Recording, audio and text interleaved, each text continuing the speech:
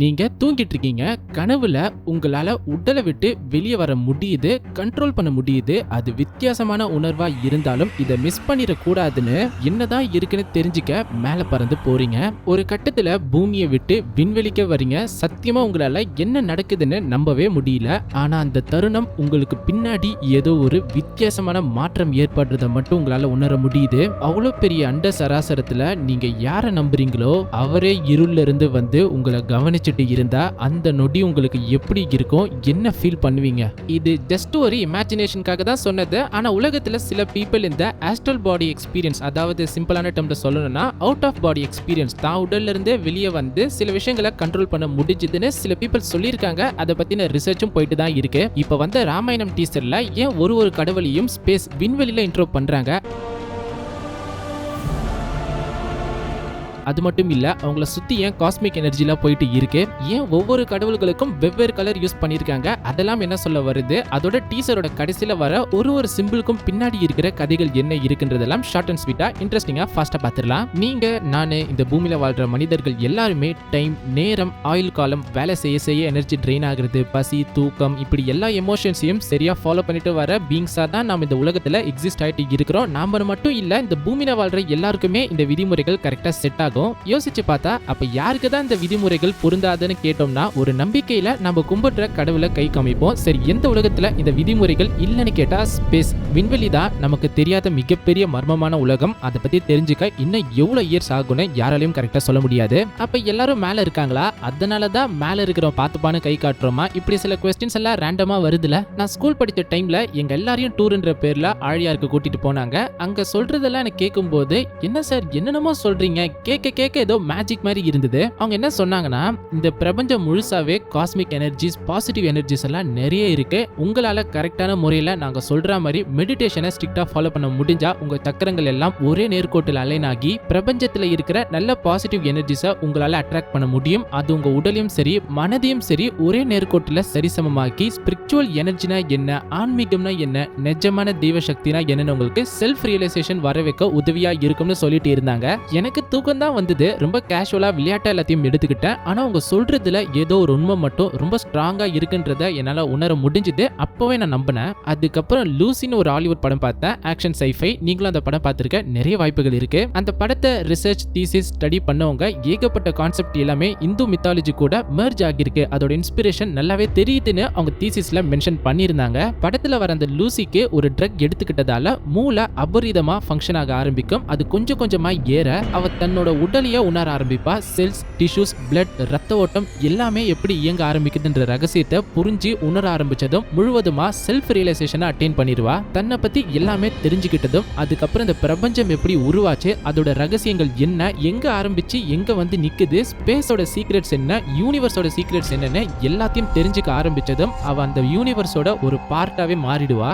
I can feel everything, எல்லாமே என்னால உணர முடியுது. ஸ்பேஸ், ஏர், வைப்ரேஷன்ஸ், மக்கள்னு எல்லாத்தையும் புரிஞ்சுக்க ஆரம்பிப்பா. அதெல்லாம் தெரிய அவளோட பிசிக்கல் பாடி உடல் மறைஞ்சி யூனிவர்ஸோட கலந்துரும். எங்க போனான்னு தேடுறப்போ ஐ அம் எவ்ரிவேர்னு ஒரு டெக்ஸ்ட் வரும். ஸோ அந்த டைம்ல எனக்கு என்ன நம்பிக்கை இருந்ததுன்னா, அப்ப கடவுள் ஸ்டேட்ல வாழ்ந்துட்டு போன எல்லாருமே யூனிவர்ஸ் அவங்க ஆன்மால பிரபஞ்சத்துல கலந்துருமா. அப்புறம் நாம மெடிடேஷன் பண்ணி செல்ஃப் ரியலைசேஷன் அடைய அங்கிருந்து எனர்ஜி எடுத்து தான் ஒருத்தன் வந்து மனிதர்களை விட எது மாயா, எது உண்மை, எது இல்யூஷன், போட்டி, பொறாமை, இது எல்லாத்தையும் மறந்து ஒருத்தவன் நிக்கிறானா அவனை நீங்க எந்த வகையிலுமே எமோஷனலாவும் சரி எப்படியுமே அழ வச்சு அடிச்சு எதுவுமே அவனை பண்ண முடியாது. காட் லெவல் ஸ்டேட்ல இருப்பான். அப்படிப்பட்ட ஒருத்தனுக்கு கடவுள் தேவையா? தேவையில்லை. அப்ப எவன் ஒருத்தனுக்கு கடவுள் தேவை இல்லையோ அப்ப அவன் தானே கடவுள். அட்லீஸ்ட் அவன் உலகத்துக்கு அவன் தானே கடவுள். இதெல்லாம் கேட்க நல்லா இருக்கும்.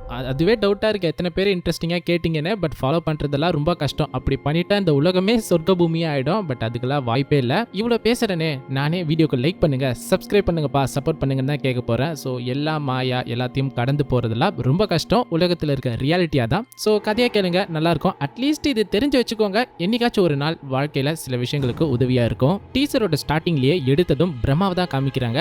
அவர் தான் இந்த சைக்கிள் இருக்குல்ல, கிரியேஷன், ப்ரொடெக்ஷன் அண்ட் டிஸ்ட்ரக்ஷனோட ஃபர்ஸ்ட் ப்ராசஸை ஆரம்பிச்சு வைக்கிறாரு.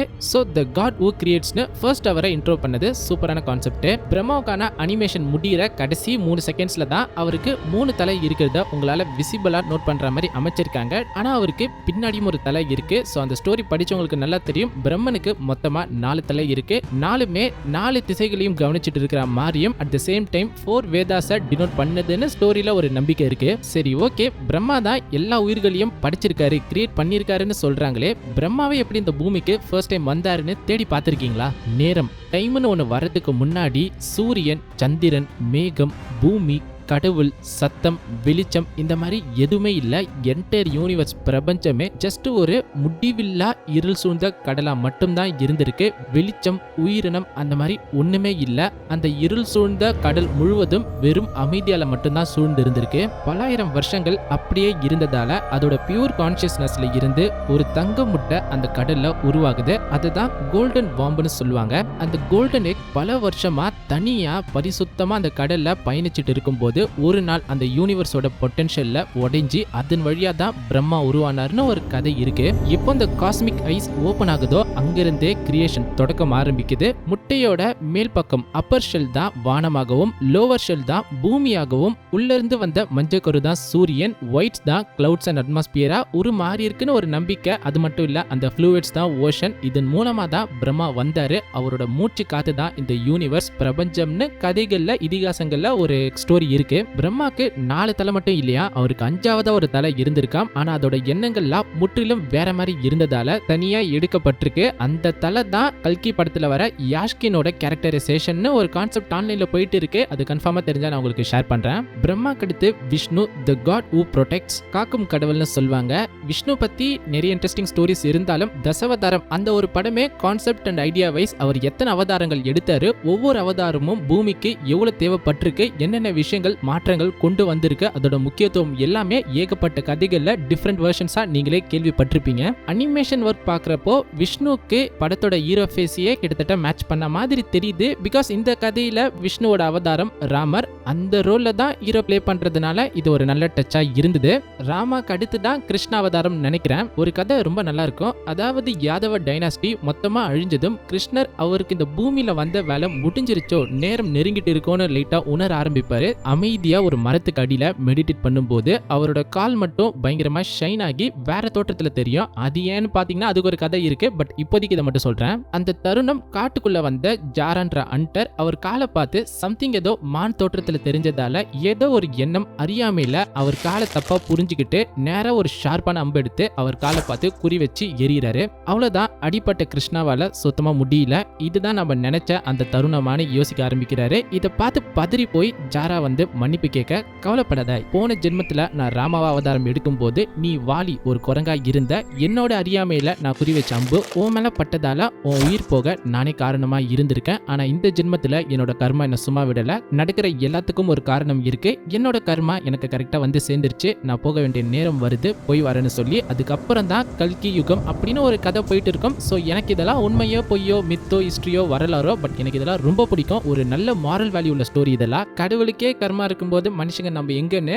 ரொம்ப கரப்ட் ஆகாம, தப்பு பண்ணாம ஓரளவுக்கு ஒரு ஸ்டெடியான லைஃபை வாழ யூஸ் ஆயிட்டு இருக்கு. விஷ்ணுக்கு அடுத்து சிவன், தி காட் ஹூ டிஸ்ட்ராய்ஸ். கலர் கரெக்டா தான் கொடுத்திருக்காங்க. ஸோ ரெட் கரெக்ட் தான். மற்ற 2 கடவுளுக்கு ஒரு டிவைனா ப்ளூ போகும்போது சிவன் தி காட் ஆஃப் டிஸ்ட்ரக்ஷனுக்கு ரெட் தான் ஆப்டா சூட் ஆகும். அதே நேரம் சிவனோட தீவிர பக்தன் தான் ராவணன். ஸோ அவருக்குமே அதே டோன் தான் மெயின்டைன் பண்ணியிருக்காங்க. ஆனா வேற வகையில ரெட்டா இருந்தாலுமே அதோட நோக்கமும் ஷேட்ஸும் கொஞ்சம் டிஃப்ரெண்டா தான் இருக்கு. டீடைல்டா கதைகளை சொல்ல விரும்பல, ஆல்ரெடி ஆதிபுருஷ்ல பார்த்திருப்பீங்க. நான் நம்புற ஒரே தூண் மியூசிக் டைரக்டர்ஸ் மட்டும் தான். அப்புறம் இந்த டீசரோட குவாலிட்டி ரொம்ப டீடைல்டா, நிறைய கான்செப்சுவலா நல்லா இருக்கு. ஸோ ஸ்பிரிச்சுவலா காமிச்சிருக்காங்க. நல்லா சொதப்பாம கண்டிப்பா நல்லா வரும்னு நம்புறேன். இதுக்கு நெக்ஸ்ட் வர சிம்பிள்ஸ்லயும் நிறைய கதைகள் இருக்கு, உங்களுக்கே நல்லா தெரியும். இப்போ இந்த சிம்பிள் பாத்தீங்கன்னா லெஃப்ட்ல ராமா, ரைட் சைட்ல ராவணான்னு அவங்க ஃபைட் பண்றதுக்கான ஒரு சின்ன கிளிம்ஸ் டீசரா இந்த சிம்பிள் தெரியுது. அதுக்கு நெக்ஸ்ட் காடஸ் சீதா கையில ஒரு மான்குட்டியோட இருப்பாங்க. இது எந்த சீனை ரிசம்பிள் பண்ணுதுன்னு உங்களுக்கே நல்லா தெரியும். அப்புறம் அனுமான் தி மெசஞ்சர், ராமாயணமோட மிகப்பெரிய பில்லர் தூணுன்னு கூட ஒரு வகையில சொல்லலாம், அவரையும் பார்க்க முடியுது. இந்த சிம்பிள்ல நீங்க கும்பகர்ணா 6 மாசம் தூங்குறது, 6 மாசம் சாப்பிடுறது, இல்லைன்னா 6 மாசம் தூங்கி ஒரு நாள் சாப்பிட எந்திரிப்பாருன்னு சில கதைகள் இருக்கு. ராவணன் பக்கம் இருக்கிற ஒரு மிகப்பெரிய தோற்றத்துல இருக்கிற ஒரு சகோதரர், மனுஷன் கஷ்டப்பட்டு தவமா இருந்து வரம் கேட்கிற டைம்ல லைட்டா பிராங்க் பண்ணி தங்க ஸ்லிப் பண்ணதால இப்படி தூங்குற விஷயத்துல மாட்டிருப்பாரு. ஒரு மெசேஜ் தான், நம்ம வாயில இருந்து வர சொல் ரொம்ப கரெக்டா இருக்கணும்ன்றதுக்கு கும்பகர்ணன் ஒரு மிக சிறந்த எக்ஸாம்பிள்.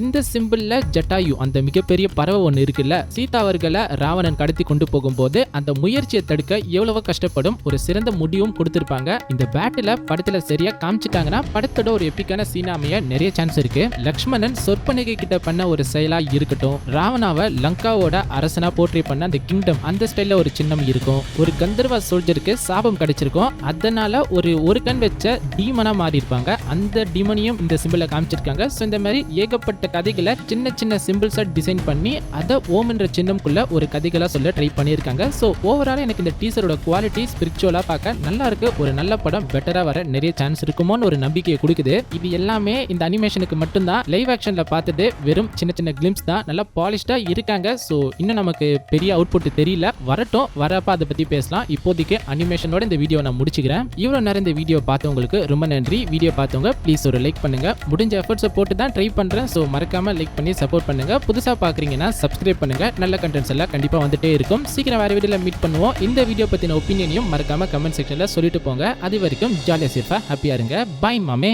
திருப்பதியில லட்டுக்கு பதிலா ஜிலேபிய விட்டார்னு விட்டியாடா ஒரு பீலா.